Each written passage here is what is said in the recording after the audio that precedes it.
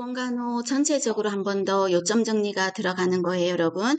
보건간호 같은 경우는 총 전체적으로 보건간호는 몇 문제가 나온다? 15문제가 나오는데 요점 정리해서 또 요점 정리를 한 거예요. 그래서 여러분이 가장 중요한 거는 우리가 교재로서 요점 정리를 했던 거, 그거 제일 신경 쓰시고 그 나머지에서 한 번 더 요점 정리를 한다 생각하시면 되세요. 그래서 약간 일관적이진 않아요. 그러니까 교재 요점 정리는 뭐 환경보건 환경보건기로 따로 하고 산업은 산업대로 따로 했는데 지금은 그냥 제가 정리한 게 단원보다는 그냥 하나의 그 설명 위주로 정리를 하겠습니다. 자, 보겠습니다. 자, 첫 번째, 보건간호에서 여러분, 영아 사망률을 말하고 있어요. 우리가 이제 경제가 아니라 건강 상태를 알아보는 여러 가지 지표들이 있었죠. 그럼 여러분들이, 공부했던 뭐 조사망률, 조출생률부터 해서 여러 가지가 있었는데, 사실 그 여러 가지를 뭐 영유, 모사, 유발발, 장평 뭐 이런 식으로까지는 뭐 전부 다 외워야 될 필요는 없어요. 근데 이제 문제에서 이렇게 물어요.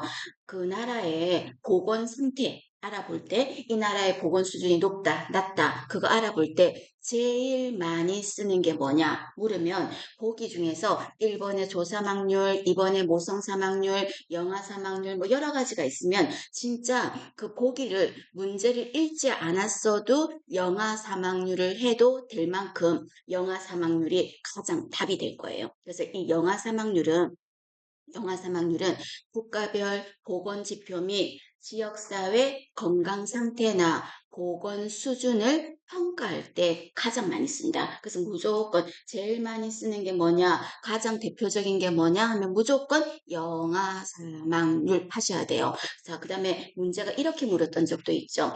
영아가 여러분, 아동의 생애 발달에서 영아가 몇 살까지를 영아라 그래? 한 살까지를 영아라 그러잖아요. 그럼 문제에서 어느 해에 영아 사망률이 5다. 그 말이 의미하는 바를 찾아라 하고 보기에서 나와. 무슨 말인지 아시겠죠? 이때 영아 사망률이 5라는 거는 전체 출생아 중에서 그거는 1, 2, 3, 4, 5 보기에 연간 출생아 수 1000명당 그거는 1, 2, 3, 4, 5에 다 들어가 있었어. 그럼 그 마지막 말에서 정답이 아닌지 인지를 갈라질 건데 이때 영아가 몇 살까지라고요? 한 살까지잖아. 그래서 보기에서 보시면 생후 1년 미만, 1년 미만 사망자. 그럼 1년 미만이 바로 영아잖아요. 그 영아 사망률이 5라는 말은 1년 미만 사망자 수가 몇 명이었다? 5명이었다. 그 소린 거죠. 그럼 영아 사망률이 100이라는 말은 뭘까요? 연간 출생아 수 1000명이라고 생각했을 때 1년 미만의 아기가 몇 명 죽었다? 100명 죽었다. 그게 영아 사망률 100이 되는 거죠. 자, 이번 한번 응용해 볼까? 신생아 하면은 얼마까지를 신생아라 그래요? 생후 28일까지예요. 그럼 만약에 신생아 사망자율이 5다. 그럼 무슨 말일까? 연간 출생아 수가 1000명일 때, 자, 마지막 키워드가 나와야 되겠죠? 신생아 사망률, 신생아, 생후 28일 이내 미만의 아이가 몇 명 죽었다? 5명이 죽었다. 그게 바로 신생아 사망률이라고 하겠죠. 그래서 영아 사망률은 여러분 너무 중요합니다. 봐주시고. 자, 그 다음에 영아 중에서 아까 금방 말했다시피 신생아는 28일 이내 아기를 신생아라고 하잖아요. 그러면 3번은 여러분 참고로 위에만 하셔도 됩니다. 신생아 사망률이 높대요. 그럼 쉽게 말해서 신생아 사망률은 생후 한 달이 안 돼서 죽은 거야? 근데 영아는 언제 죽은 거냐면 한 달 지나서 1년 다 됐을 때 아기가 영아야. 그럼 이 둘 중에서 둘 다 건강한 게 제일 좋겠지만 아기 때 한 달이 안 된 아기가 죽었다는 말하고 한 달 지나서 죽었다는 말하고 어느 게 사실 더 나은 거다? 한 달 지나서 죽는 게 훨씬 나아요. 왜냐하면 신생아 사망률이 높다는 거는 한 달이 안 돼서 죽은 거거든. 그럼 한 달이 안 돼서 죽는 거는 이유가 뭘까? 신생아 사망의 원인이 뭐요? 선천적 기형이야. 그럼 기형하면 문해아부터 여러 가지가 있는데 문해아는 여러분 아무리 의학이 발달해도 못 살려. 의학이 발달해도 안 된다고. 그런데 영아가 이제 신생아가 아니라 영아 때 죽는다면 그 나라는 의학의 발달이 좀 떨어지는 거야. 왜냐하면 혈압이 없는데 기형이 아닌데 그 뒤에 아이가 죽었다는 말은 의학 수준이 덜 발달했으니까 죽은 거야. 근데 신생아 때 죽은 거는 의학이 아무리 발달했어도 문외한은 살릴 수가 없으니까 둘 중에서 굳이 비교한다면 신생아 사망률이 높다는 거는 영아 때 죽은 것보다 건강 수준이, 그 나라의 건강 수준이 높은 거예요. 그 뜻입니다. 3번은 그냥 참고로만 하셔도 됩니다. 1번, 2번 반드시 알아두실 것. 그 다음에 세계보건기구, WHO라고 하죠. 세계보건기구는 자, 1948년에 설립됐고, 제가 요점에 요점이기 때문에 요점에 요점이기 때문에 여러분 어떻게 했다? 그냥 간단한 키워드만 적었어요. 1948년이다. 본부는 어디다? 스위스의 제네바다. 그런데 한 개만 있으면 전 인류의 건강을 못 지키니까 체인점을 몇 개 만들었다? 6개를 만들었다. 그 6개 지역 사무소 중에서 우리나라가 속한 지역은 서태평양 지역이다. 서태평양 지역의 본부는 어디다? 본부는 필리핀의 마닐라다. 그런 소리입니다. 한번 보시고. 자, 그 다음에 공중보건하고 보건간호에서 같이 나올 거예요. 유병률, 그리고 발생률 두 가지예요. 자, 그럼 여러분 봐봐. 이때 분자, 분모를 물어볼 수가 있어. 시험 문제에서. 그럼 분자는 밑에 있는 게 분자라 그랬잖아요. 아니, 분모는. 그래서 분모는 엄마가 밑에서 자식을 얻고 있기 때문에 밑에 있는 게 분모, 위에 있는 게 분자 이렇게 되겠습니다. 그럼 이때 분모는 유병률은 어떤 거냐면 자 내가 여기 마을에 노인분들을 모아놨어. 지금 다 놀러 오셨어? 제가 노인분들한테 물어요. 안녕하십니까 어르신 요즘 잘 지내세요? 어르신들 중에서 전체 중에서 현재 혈압 있으신 분 손들어 보세요. 제가 키워드가 현재 갖고 있다. 현재 있으신 분 이렇게 물었어요. 그게 바로 뭐냐면 유병률이에요. 유자가 있을 유자. 병을 갖고 있냐 이 순간에 그 말이에요. 그래서 유병률은 전체 인구 중에서 자 키워드가 나왔죠. 뭐라고 했다? 현재 특정 문제를 갖고 있다. 현재 갖고 있다. 이런 말 나오면 유병률이에요. 그럼 시험 문제에서 다음 중 유병률의 분모는 어떤 거가 분모냐 이렇게 물으면 현재 갖고 있다. 어렵진 않은데 유병률의 의미를 그대로 보면 됩니다. 현재 이렇게 말하면 유병률이에요. 반면 발생률은 여러분 어떤 거야? 우리 코로나 때 몇 월 며칠 날 발생률 했을 때 예전에 걸려서 알았던 사람, 어제 걸린 사람, 그저께 걸린 사람 다 빠졌어. 왜냐면 오늘 이 시점에 새롭게 생긴 사람을 찾았으니까. 그럼 발생률이라는 거는 어떤 거냐면 예전에 걸렸던 사람 빼. 그리고 앓고 있는 사람 다 빼. 지금 현재 그냥 전체 인구가 아니라 건강한 전체 사람 수 중에서 자 키워드가 나왔죠. 발생률은 새롭게 발생했다. 이 말 들어가면 발생률이야. 그래서 새롭게 발생한 사람 수가 얼마입니까? 이게 바로 발생률. 유병률은 현재 갖고 있다. 그 키워드가 들어갈 거고 발생률은 새롭게 발생했다. 그 말 들어갈 겁니다. 어렵진 않아요. 근데 중요합니다. 구별을 하실 거. 그 다음에 환경보건에서 자 기후의 3요소입니다. 자 기후의 3요소는 세 가지가 되는데 뭐가 들어간다? 온도만 높다고 해서 기후가 오늘 후덥지근하다 그러진 않아요. 온도도 당연히 들어가요. 그래서 기온 하는 온도 들어갔어요. 그 다음에 또 온도가 아무리 높아도 뽀송뽀송하면 좀 덜해요. 그죠? 더운 게 덜하잖아. 그런데 만약에 온도는 좀 낮아도 습하면 덥게 느껴지잖아. 두 번째가 또 기후의 요소 중에 뭐가 들어간다? 습도예요. 습도를 다른 말로 기습이라고 해요. 습도가 들어가. 그 다음에 기온, 기습만 들어가는 게 아니라 여러분 바깥에 오늘 춥다 그러는데 좀 춥다 그래도 바람이 덜 불면 많이 불 때보다는 덜 춥게 느껴지잖아. 그럼 바람도 기후에 관련이 있다고. 그래서 세 번째가 바람이에요. 그럼 바람이라고 안 하고 여기서는 기류라고 했어요. 결론 기후의 3요소는 외우셔야 됩니다. 온, 습, 유 세 가지예요. 기후의 3요소는 온, 습, 유 세 가지예요. 기온, 기습, 기류 이렇게 세 가지가 되겠다. 그렇게 보시고 그 다음에 이번에는 그 이런 경우는요 기온이 하루 중에서 가장 그래도 추워도 추운 날씨라도 좀 높을 때가 언제일까? 낮이지 않을까? 낮 아닐까? 그럼 낮에는 기온이 높지만 습도는 좀 어떨까? 다른 24시간 중에서 낮에는 습도가 좀 낮지 않을까? 그죠? 반면 밤에 새벽에는 기온은 낮지만 습도는 높다고. 쉽게 말해서 낮에는 기온이 높은데 습도는 낮고 그 다음에 밤에는 기온이 낮은데 습도는 높고 그 말은 뭐예요? 서로 박자 맞죠? 박자를 뭐라고 한다? 반비례 이렇게 말하는 거죠. 그래서 기온과 기습은 무슨 관계에 있다? 반비례 관계에 있다. 만약에 그걸 까먹더라도 꼭 기억할 거는 기후의 3요소는 온, 습, 유 이렇게 들어간다는 거. 그거 기억하고 그 다음 온도 중에서도요. 두 가지의 용어를 한번 정의를 해본다면 자 여러분 그런 게 있지. 우리가 오늘 날씨 기온이 그렇게 높지는 않은데 바람이 워낙 불다 보니까 되게 추워요. 그래서 뉴스에서 뭐라 그래요?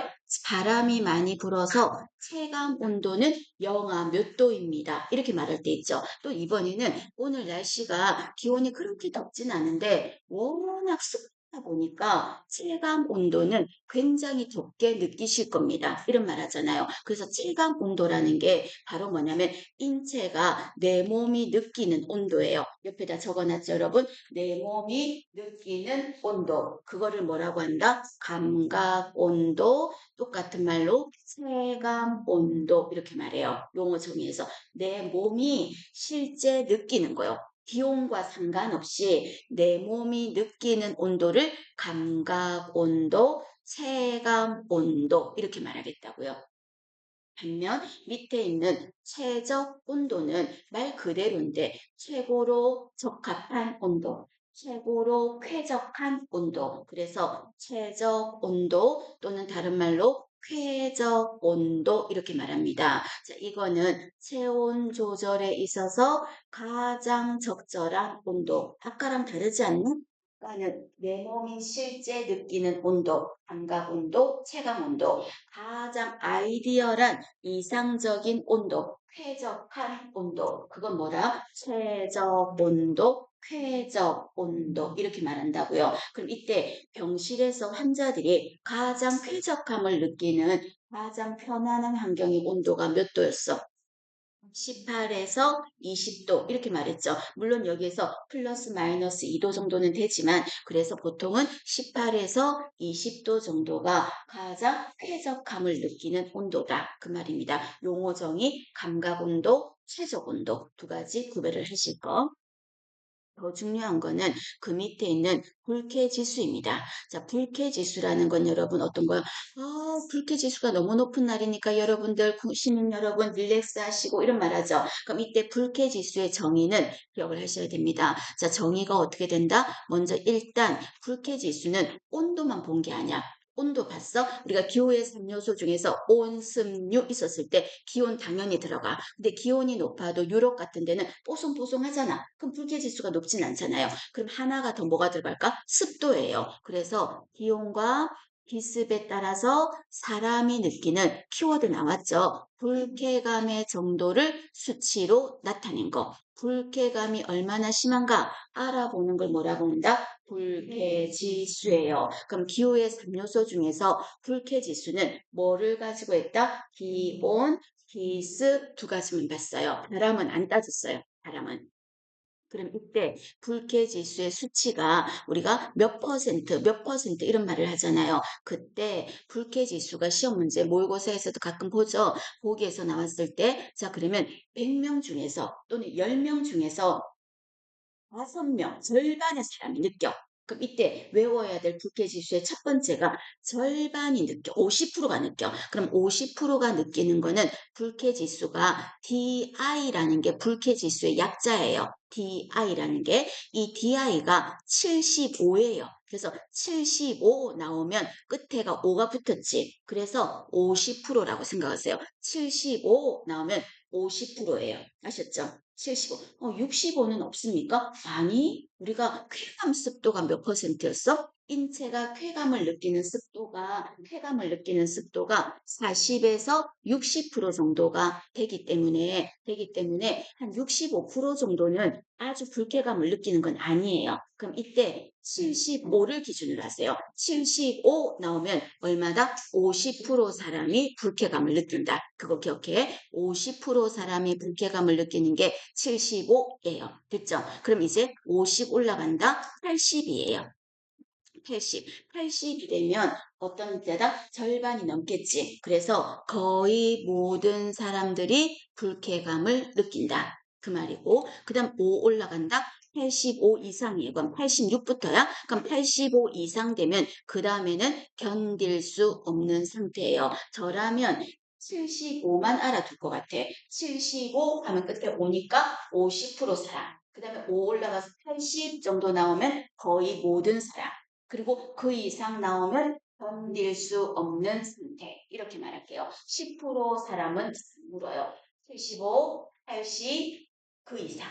86 이렇게 물을 거예요. 그래서 50% 사람이 느낀다. 거의 모든 사람이 느낀다. 견딜 수 없다 하는 정도의 수치는 항목에서 보기에서 물어볼 수가 있습니다. 그게 바로 불쾌지수라는 겁니다. 이거는 뭐와 뭐를 가지고 불쾌감을 수치로 나타낸 거다. 기온, 기스 두 가지만 같다. 그렇게 정리하시고 그러면 기후의 3요소가 여러분 뭐였어? 온, 습, 유 세 가지인데 자 밑에는 한번 시험에 나왔어요. 온열 요소라고 나왔어요. 자 온열 요소는 따뜻함을 느낀다 뭐 이런 온열 그런 요소를 말하는 거겠죠. 그럼 이때 온열 요소는 그냥 외워야 돼. 방법이 없어. 이렇게 만들었으니까. 그럼 온열 요소는 세 가지가 어떤 게 들어갑니까? 먼저 온, 기호의 3요소 중에 온, 그 다음에 습, 그 다음에 유 들어가요. 온, 습, 유에다가 and 뭐가 들어간다? 복사열이 들어갑니다. 그래서 기후 온열 요소는 기후의 3요소인 온, 습, 유, and 복사열이에요. 그럼 복사열은 여러분 어떤 거야? 한여름에 검정색 옷을 입었어요. 그리고 흰색 옷을 입었어요. 언제 더워요? 흰색 입었을 때 여러분 더 더워? 검정 옷 입었을 때 여름에 더 더워? 검정이지. 왜? 검정색은 열을 당기니까. 내 몸의 열을 빨아당기기 때문에 더 덥게 느껴집니다. 아셨죠? 그게 바로 열을 얼마나 빨아당기냐. 그걸 바로 복사열이라 그래요. 열을 얼마나 흡수하냐. 딱 내 몸에서 빨아당기냐. 그게 복사열입니다. 그래서 온열 요소는 온습류 앤드 복사열이다. 그럼 이때 열을 재다면 온도계라는 게 꼭 있잖아요. 그럼 우리 보통 온도계를 몇 도다 이렇게 말하잖아. 그런데 복사열은 온도계가 어떻게 생겼냐면요. 아까 그랬잖아요. 검정색 옷을 입으면 열을 많이 지가 따라 흡수해버린다고. 그래서 온도계가 얘는 어떻게 생겼냐면 이렇게 검정색으로 테두리가 코팅이 돼 있어. 검정색 옷을 입고 있어. 옷을 입어서 이걸 바깥에 놔두면 태양에 의해서 얘가 얼마나 열을 빨아당겨서 온도가 쫙 올라가는지를 재는 거예요. 검정색 옷을 입혔다니까? 그래서 제가 복사열은 검정색을 생각하라고요. 검정 옷을. 그래서 복사열을 측정하는 온도계는 참고로 흑구 온도계라고 합니다. 흑색 옷을 입었다고 생각하시면 돼요. 흑구 온도계고 두 번째 위에 보시면 최근에 시험에 나왔어요. 어떤 게 나냐면 우리가 여러분 실내 기류가 뭐죠? 기류가 뭐였어? 바람. 바람이 얼마나 세게 부는지 실내에서도 얼마나 바람이 부는지를 측정하고 그다음에 냉각력 이거는 여러분 어떤 거냐면 여러분이 지금 라면을 끓였어? 라면을 끓였는데 그 라면을 바깥에다가 내둬보자. 저 바깥 추운데. 그럼 라면이 얼마나 빨리 식느냐? 얼마나 빨리 식어버리느냐. 그것도 온도계로 준다고요. 그거를 바로 냉각력이라고 해요. 그래서 냉각력은 한여름 커피 하나 탔어요? 그 지금 커피 하나 믹스커피 탔는데 바깥에 놔뒀더니 얼마나 빨리 식어버리느냐. 그게 바로 냉각력이야. 결론만 얘기하면 바람을 측정한다. 얼마나 열이 빨리 식느냐. 냉각력을 측정한다. 이럴 때 온도계 이름이 뭐라고 한다? 카타 온도계예요. 외우세요, 여러분. 카타 온도계예요. 그래서 일반 온도계는 뭐 외울 건 없지만 복사열을 측정한다 하면은 흑구 온도계. 그다음에 바람, 비료라든지 얼마나 열이 식느냐, 뜨거운 게 얼마나 식느냐, 냉각력 이 말 나오면 카타 온도계라는 게 있다. 그렇게 정리하시고 그 다음에 여러분 우리가 바람이 부는데 여러분 바깥에 나갔더니 바람이 휙 부니까 머리카락도 날리고 옷도 치마도 좀 날리고 이렇게 하는 거는 바람이 내가 바로 느껴지잖아. 바람이 부는 게. 그리고 또 여러분이 어떻게 말해? 아우 바람이 불어서 시원하다 하면 바람이 내 피부에 싹 스쳐 지나갈 때 바람이 느낌이 들잖아요. 그런데 바람이 얼마나 천천히 오냐면 내가 바람이 내 근처를 지나갔는지도 내 피부조차도 못 느끼는 바람. 내 피부조차도 바람이 불어왔나 안 불어왔나를 모르는 정도의 인지가 안 되는 그런 바람을 뭐라고 한다면 불감 기류 이렇게 말해요. 기류가 뭐죠? 바람이죠. 그리고 우리가 안전 불감증 불감이 뭐야? 못 느끼는 거잖아. 바람이 전혀 못 느낄 정도로 천천히 부는 거야. 그런 거를 불감기류라고 해요. 용어 정의를 보세요, 여러분. 바람을 느끼지 못하는 바람의 세기, 그거를 불감기류라고 합니다. 그럼 도대체 얼마나 천천히 붑니까? 한다면 그냥 단답형으로 외워버리세요. 1초에 0.5m 정도가 온대요. 그래서 단위는 1도 안 중요하고 불감기류 하면 0.5, 불감기류 하면 0.5 하는 거를 떠올리실 것. 되셨습니까? 그거 같이 봅니다. 자, 환경보건 부분이었습니다, 여러분. 환경보건 부분은 딱해요. 어쩔 수가 없고 보건은 어쩔 수가 없는데 단답형으로 암기하실 부분은 딱 하십시오. 하셔야 됩니다. 자, 그 다음에 다음 페이지입니다. 자, 다음 페이지에 보시면 자, 너무 중요하죠. 대기오염의 지표입니다. 대기오염의 지표. 대기오염의 지표. 그럼 대기오염의 지표는 여러 가지가 있을 수 있어요. 여러 가지가 있을 수 있는데 꼭 기억해야 될 거는 세 가지가 너무너무 중요합니다. 뭐가 들어간다? 먼지요.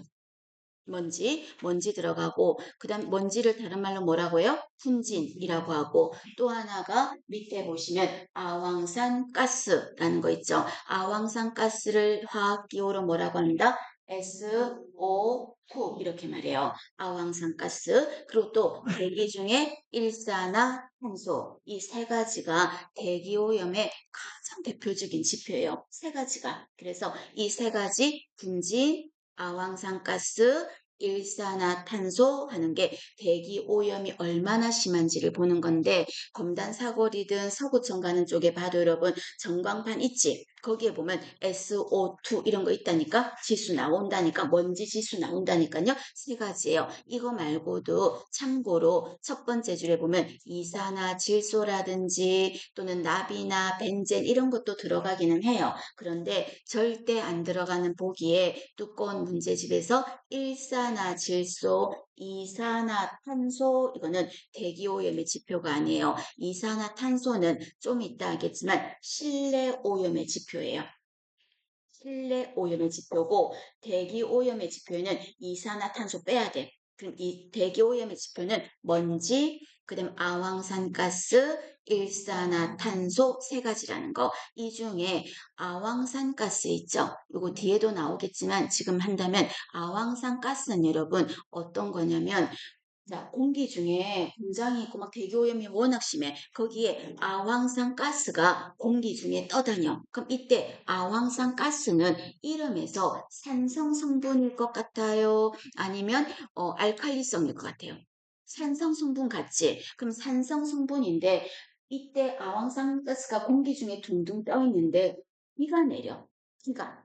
비가 와. 그럼 비가 내리면 아황산 가스 물질하고 비가 섞여서 내리겠지. 그럼 그 비가 무슨 비가 된다? 산성비가 되는 거거든요. 그래서 아황산 가스 하면 머릿속에 뭐가 떠올라야 된다? 산성비의 원인, 산성비를 초래한다 하면 어떤 화학약품이 아니라 물질이다? 아황산 가스 떠올리셔야 됩니다. 기억하셔야 됩니다. 산성비의 원인인 거. 그리고 일산화탄소 이런 거가 들어가요. 자, 그런데 제일 중요한 건 세 가지인데요. 두 번째, 2차 대기 오염의 지표하면 세 가지 말고 좀 더 중요한 네 번째 사순위를 하자고. 그럼 네 번째가 어떤 게 들어가냐면 오존이라는 게 들어가요. 오존. 그래서 대기 오염의 지표에는 분진, 아황산가스, 일산화탄소 세 개가 제일 중요하고 하나 정도 더 한다면 오존하는 네 가지는 까먹더라도 알아놔야 돼.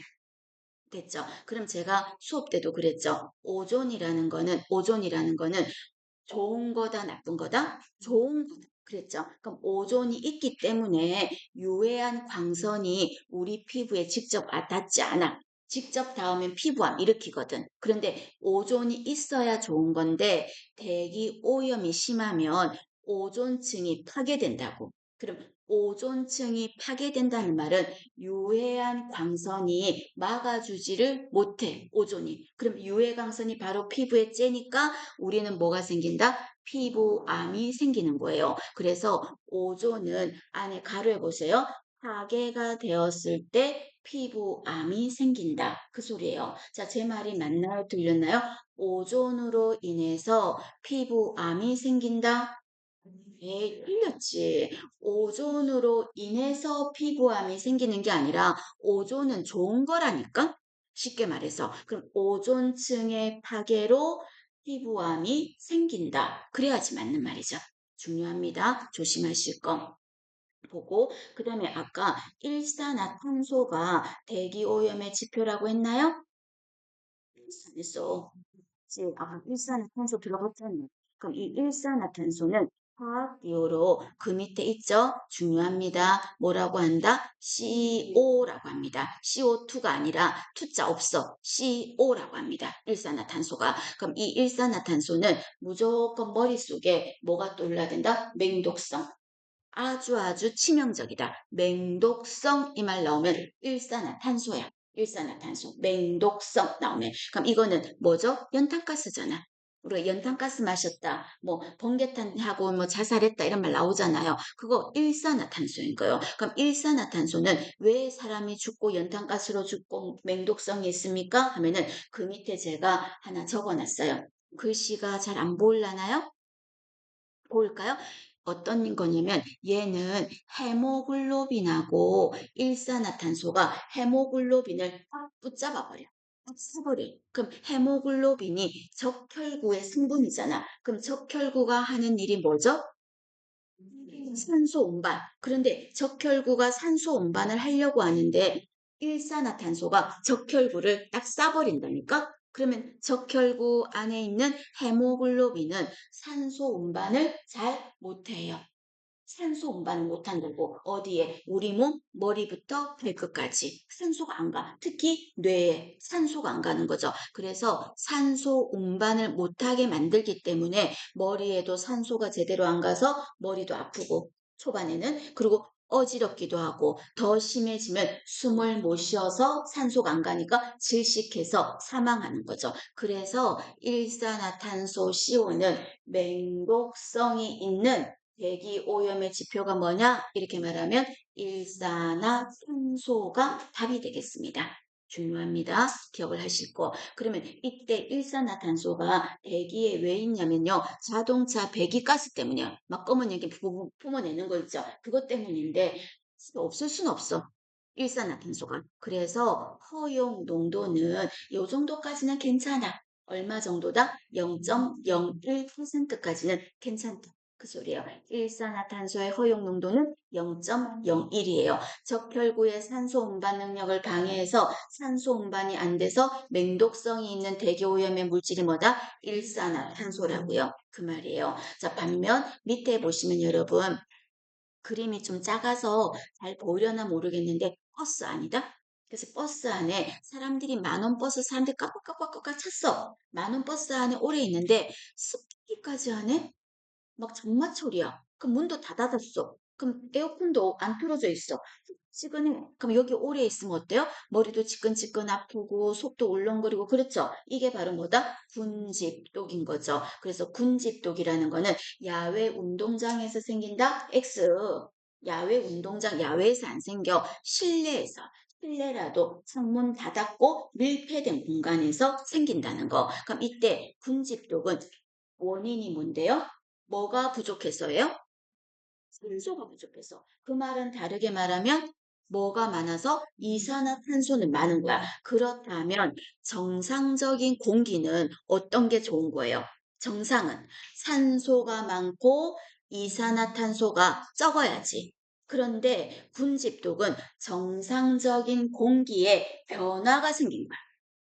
정상적이라야 되는 공기에 변화가 생겨서 결론은 뭐가 되는 거예요? 산소가 많아야 되는데 산소는 적고 이산화탄소가 적은 게 정상인데 이산화탄소는 많아서 생기는 게 군집독이라고요. 그래서 시험 문제에서 군집독의 발생 원인이 뭐냐? 이래 말하면 정상적인 공기에 변화가 일어난 거지 비정상적인 공기의 변화다 하면 틀린 거예요. 두꺼운 문제집에서는 언급을 했을 겁니다. 되셨습니까? 그럼 이때 산소가 부족해서 생긴 거니까 어떻게 해야 될까요? 아니 이산화탄소가 많아서 생긴 거니까 문을 열어야 되겠죠. 환기가 되겠죠. 그래서 우리가 기본 간호에서 온도, 습도, 환기 중에서 가장 중요한 게 뭐다? 환기다 하는 게 습소가 있는 게 가장 중요한 거니까 그 말입니다. 그럼 이때 군집독의 원인은 뭐라 그랬어요? 이산화탄소라 그랬죠.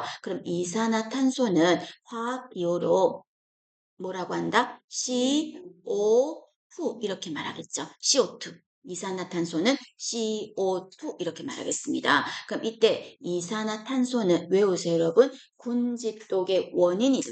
외우십니다. 군집독의 원인이다. 그리고 지구가 더워지는 현상을 온실 효과라 그래. 비닐하우스처럼 온실 효과를 일으키는 주범도 이산화탄소다. 그리고 실내 공기 오염의 지표도 이산화탄소다. 하나도 없을 순 없고 0.1까지는 괜찮다 그 말입니다.